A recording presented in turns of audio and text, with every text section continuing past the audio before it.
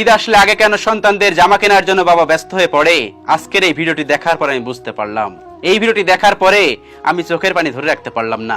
এক বাবা তার রাজকন্যা এবং স্ত্রী নিয়ে জামা কাপড় কিনতেছে, কিন্তু বাবার পিছনের গেঞ্জিটা ছেঁড়া। একবার খেয়াল করে দেখুন, বাবার গেঞ্জিটা ছেঁড়া। একটা সময় পর বুঝতে পারলাম যে বাবারা কেন নতুন জামা কাপড় নিত না ঈদে। একটা সময় পর বুঝতে পারলাম বাবারা কেন বলতো তোমরা নতুন জামা কাপড় নাও, আমার তো গত বছরেরটা আছে, এবার না হয় ওইটাই পরিষ্কার করে নেব।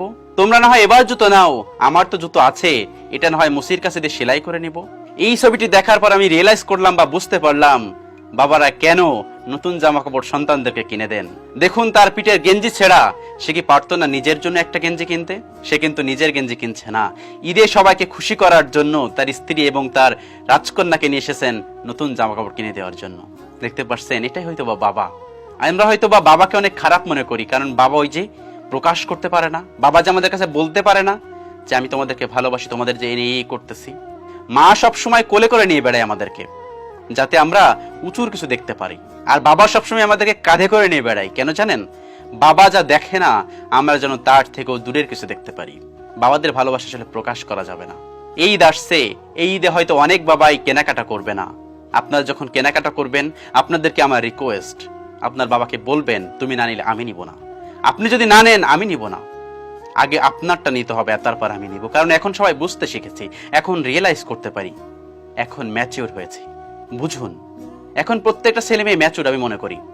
অনেক ছোট ছোট যখন বয়স ছিল আমাদের, তখন আমরা বুঝতাম না, কিন্তু এখন মানুষজন বোঝে, এখন বাচ্চারা বোঝে। যারা এই ভিডিওটি দেখবেন তাদের কাছে রিকোয়েস্ট, যারা জামা কাপড় কিনবেন পরিবারের খুশির জন্য, আপনারা নিজের জন্য কিনবেন, কারণ সব মিলেই কিন্তু আনন্দ। পরিবারের মুখে হাসি ফোটানোর জন্য আপনার গেঞ্জি থাকবে না, আপনার প্যান্ট থাকবে না, আপনার লুঙ্গি থাকবে না, আপনার জুতা থাকবে না, এটা তো ঈদ না। সবাইকে খুশি করতে হবে। আপনারা চেষ্টা করবেন সাধ্যের মধ্যে সবকিছু নেওয়ার জন্য। পাশের এই ছবিটা বা ভিডিওটা দেখতে পারছেন, তার রাজকন্যা নিয়ে জামা কাপড় কিনতেছে, কিন্তু নিজের গেঞ্জিটাই ছেঁড়া। কি অবাক করা বিষয় না? আমরা আসলে বুঝতে পারি না, আমরা আসলে রিয়েলাইজ করতে পারি না আমরা আসলে কোথায়। অনেকেই হয়তো ছোট চাকরি করেন, অনেকে হয়তো মধ্যবিত্ত, অনেকে হয়তো গরিব, তাদের হয়তো এইভাবে কেনার সামর্থ্য নাই। যতটুকু সামর্থ্য আছে ততটুকু সবাইকে নিয়ে কেনার চেষ্টা করবেন। হয়তোবা কম কম নিবেন, হয়তোবা কম দামে নিলেন, কিন্তু সবাইকে নিয়ে ঈদ করার চেষ্টা করবেন, আনন্দ করার চেষ্টা করবেন। কারণ আপনারা তো মানুষ, আপনারা তো রোবট না। বাবারা কি রোবট? রোবট না তো, তারা তো মানুষ। সবাইকে কিনে দেওয়ার চেষ্টা করবেন, সবাইকে নিয়ে খুশি থাকার চেষ্টা করবেন। ঈদ মানে কি জানেন? ঈদ মানে তো আনন্দ, ঈদ মানে খুশি। তো সেই খুশির দিনটা কেন বরবাদ করবেন? একজন বাবা কিনে দেওয়ার পরে যখন অন্য একজন মানুষ জিজ্ঞাসা করে তুমি কিছু নিলে না, তখন সেই মানুষটা আসলে কষ্ট পায় ভিতরে ভিতরে, কিন্তু সে বোঝাইতে পারে না।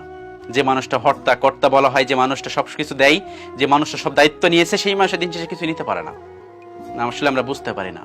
আমরা সবসময় বলি এটা দাও ওটা দাও, কিন্তু কখনো বুঝি নাই বা কখনো বলি নাই তুমি কিছু নিবা না, আপনি কিছু নিবেন না, তোমার কিছু লাগবে না।